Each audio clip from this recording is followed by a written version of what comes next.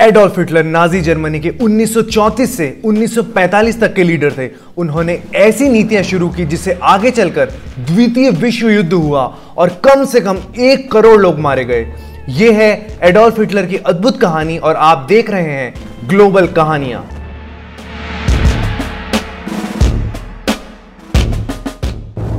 Adolf Hitler का जन्म 20 अप्रैल 1889 में ऑस्ट्रिया में हुआ।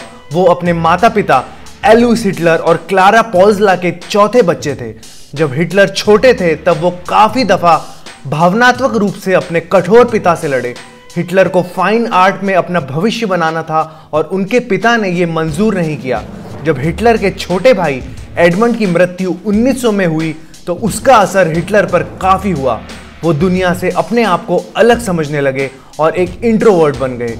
उनको काफी छोटी उम्र से ही जर्मन राष्ट्रवाद में रुचि रही और ऑस्ट्रिया हंगरी की शक्ति और बल को उन्होंने खारिज कर दिया। उनका जर्मन राष्ट्रवाद बाद में चल के उनकी जिंदगी का सबसे बड़ा हिस्सा बना। एडोल्फ के पिता आलोइस की मृत्यु अचानक से 1903 में हो गई और एडोल्फ की मां ने एडोल्फ को स्कूल छोड़ने की अनुमति भी दे दी। फिर उनकी मां की भी दिसंबर 1907 में मृत्यु हो गई। फिर वो वियना चले गए और एक चित्रकार और मजदूर बन गए। हिटलर ने एकेडमी ऑफ फाइन आर्ट्स में 2 बार अप्लाई किया, लेकिन वो दोनों बार रिजेक्ट हो गए। उनके पास बहुत कम पैसे थे और उनको अनाथ की कुछ पेंशन मिलती थी और पोस्ट कार्ड बेचकर वो कुछ पैसे कमाते थे, लेकिन उनके पास रहने के लिए घर नहीं था।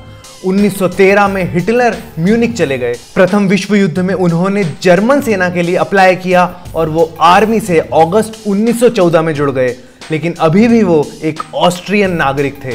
हिटलर लड़ाई के समय सीमा पर ज्यादा नहीं रहे, लेकिन बहुत महत्वपूर्ण लड़ाइयों में उन्होंने हिस्सा लिया और वो सॉम में घायल हो गए और बाद में उनको उनकी वीरता के लिए आयरन क्रॉस फर्स्ट क्लास और ब्लैक वुंड बैज मिला। जब जर्मनी ने 1918 में आत्मसमर्पण कर दिया तो हिटलर को बहुत दुख हुआ, क्योंकि उनको जर्मनी से बहुत प्यार था। उनको लगता था कि लीडर्स और मार्क्सिस्ट ने जर्मनी को धोखा दिया है। पहले विश्व युद्ध के बाद हिटलर वापस म्यूनिक चले गए और वो मिलिट्री के लिए इंटेलिजेंस ऑफिसर के रूप में काम करते रहे। जब वो जर्मन वर्कर्स पार्टी की गतिविधियों की निगरानी रख रहे थे तब उन्होंने उस पार्टी की धारणाएं मान ली और वो उस पार्टी से सितंबर 1919 में जुड़ गए। उस पार्टी ने फिर अपना नाम बदल दिया और national socialist German workers party रख दिया। इस पार्टी को नाजी भी बोला जाता है।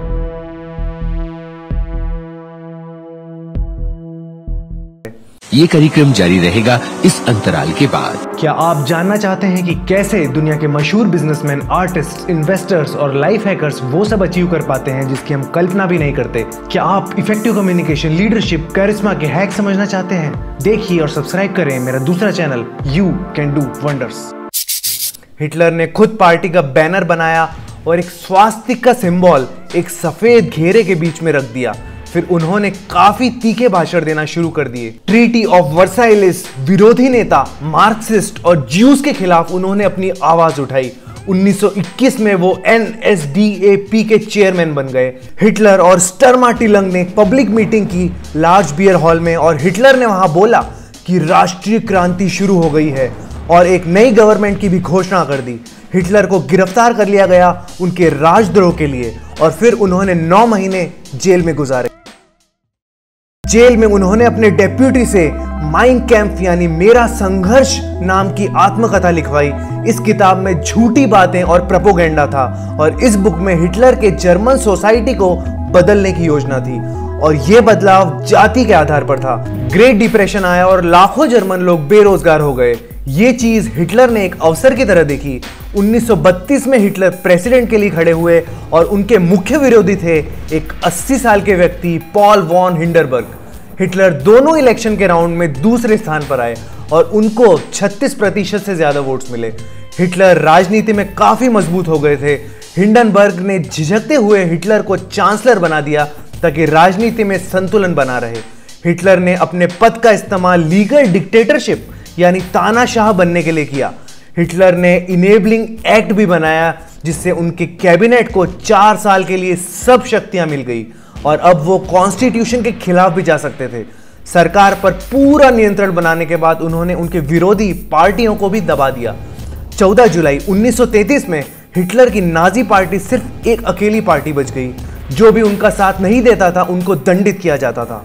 हिंडनबर्ग की मृत्यु के एक दिन पहले कैबिनेट ने प्रेसिडेंट की शक्तियों को खत्म करने का कानून बनाया। हिटलर फिर इस कानून की वजह से स्टेट के हेड और साथ ही साथ गवर्नमेंट के हेड भी बन गए और वो शस्त्र बलों के भी सुप्रीम कमांडर हो गए। सारी शक्तियां हिटलर के पास आ चुकी थी। 1933 से लेकर 1939 तक हिटलर और उनके नाजी ने कई 100 कानून बनाए जिससे ज्यूज पर दबाव बने। ज्यूज वो लोग थे जो ज्यूइश धर्म में विश्वास करते थे। 1933 में हिटलर ने ज्यूइश व्यापारों और व्यापारियों का बहिष्कार शुरू कर दिया और फिर अप्रैल 7, 1933 में उन्होंने एक नया कानून लागू किया, law for the restoration of the professional civil service. इस कानून ने ज्यूइश लोगों को स्टेट सर्विस से बाहर निकाल दिया। ज्यूज को अब रोजगार मिलने में भी कठिनाइयां आने लगी और वो पूरी तरह सार्वजनिक जीवन के पहलुओं से अलग हो गए। फिर 1933 में ज्यूइश बच्चों की स्कूल या यूनिवर्सिटी जाने की संख्या पर भी सीमा लगा दी गई और फिर 1934 में ज्यूइश लोगों को थिएटर और फिल्मों में काम करने से भी रोक दिया गया। हिटलर ने धूम्रपान के खिलाफ भी अभियान चलाया। उन्होंने शराब और मांस के खिलाफ भी आवाज उठाई और कहा कि जर्मन्स को कुछ भी अशुद्ध नहीं लेना चाहिए। 1938 में हिटलर और दूसरे यूरोपियन नेताओं ने म्यूनिक एग्रीमेंट पर दस्तखत किया। इसमें सुडेटनलैंड जिले जर्मनी को दे दिए गए और फिर हिटलर को टाइम मैगजीन का मैन ऑफ द ईयर 1938 घोषित कर दिया गया। नाजियों ने ज्यूज पर अत्याचार जारी रखे, यहां तक कि ज्यूज के पासपोर्ट्स पर जे अक्षर का थप्पा लगा दिया। ज्यूज लोगों के घरों, स्कूलों, व्यापारों को नष्ट कर दिया गया। 1938 में करीबन 100 ज्यूज को मारा गया। सितंबर 1, 1939 में जर्मनी ने पोलैंड पर कब्जा कर लिया और इसी वजह से ब्रिटेन और फ्रांस ने जर्मनी पर हमला कर दिया। इस लड़ाई में यूरोप की 2/3 ज्यूइश आबादी खत्म हो गई। हिटलर ने 1940 में Norway, Denmark, France, Luxembourg, Netherland और बेल्जियम पर कब्जा कर लिया। 1941 में हिटलर ने सोवियत यूनियन में अपनी सेना को भेजा और रशिया का एक बड़ा हिस्सा कब्जे में ले लिया। फिर हिटलर ने कुछ समय के लिए रशिया में हमला बंद कर दिया और अपनी सेना को लेनिनग्राड और कीव के आसपास भेज दिया। इस जर्मन हमले के विश्राम ने रेड आर्मी को एक जवाबी हमला करने का मौका दे दिया और मॉस्को के बाहर जर्मन सेना को रोक दिया गया। दिसंबर 7 में जापान ने पर्ल हार्बर पर अटैक किया। पर्ल हार्बर हवाई में था। हिटलर ने जापान के साथ का सम्मान किया और हिटलर ब्रिटेन, अमेरिका और सोवियत यूनियन से भिड़ गए। ब्रिटेन दुनिया का सबसे बड़ा राज्य था, अमेरिका दुनिया की सबसे बड़ा आर्थिक शक्ति थी और सोवियत यूनियन के पास दुनिया की सबसे बड़ी आर्मी थी और उस आर्मी के कमांडर थे स्टालिन। स्टालिन पे हमारा वीडियो देखने के लिए अपर राइट डिस्क्रिप्शन में क्लिक करें। हिटलर की लड़ाई अब बहुत बड़ी शक्ति से थी। पहले उन्होंने सोचा कि वो इन तीनों को एक दूसरे के खिलाफ भड़का के लड़ाई जीत पाएंगे, लेकिन वो गलत थे। 1942 में जर्मन सेना स्विस कैनाल पर कब्जा नहीं कर पाई और उत्तरी अफ्रीका से जर्मन का नियंत्रण समाप्त हो गया। स्टालिनग्राड की लड़ाई और कुर्स्क की लड़ाई भी जर्मनी हार गई।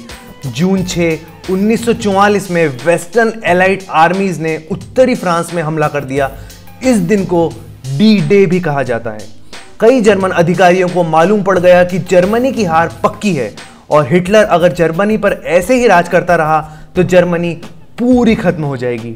हिटलर को उनके ही देश के लोगों द्वारा मारने के लिए योजना बनना शुरू हो गई। 1944 में एक हमला हुआ लेकिन वो असफल रहा। 1945 में हिटलर को भी समझ में आ गया कि जर्मनी ये युद्ध नहीं जीत पाएगी। अप्रैल 29, 1945 की आधी रात को हिटलर ने अपनी दोस्त ईवा ब्राउन से शादी कर ली, उनके बर्लिन के बंकर के अंदर। शादी के वक्त हिटलर को यह खबर मिली कि इटालियन डिक्टेटर बेनिटो मुसेलिनी की हत्या कर दी गई है। उनको ऐसा लगा कि वो अपने दुश्मनों के हाथ आ जाएंगे और इसीलिए हिटलर और ब्राउन ने 30 अप्रैल 1945 यानी कि उनकी शादी के एक दिन बाद ही आत्महत्या कर ली। 7 मई 1945 में जर्मनी ने आत्मसमर्पण कर दिया। उनके कार्यों की वजह से लाखों लोगों की मृत्यु हुई है। द्वितीय विश्व युद्ध के बाद इन घटनाओं के कारण कोल्ड वॉर शुरू हो गई। कोल्ड वॉर पर हमारा वीडियो देखने के लिए अपर राइट या डिस्क्रिप्शन में क्लिक करें। तो ये थी हिटलर की कहानी। क्या आपको लगता है कि धर्म के नाम पर लोगों को मारना सही था? कमेंट सेक्शन में बताइए। लाइक करें, सब्सक्राइब करें और अपने दोस्तों के साथ ये वीडियो शेयर करें। देखते रहिए ग्लोबल कहानियां।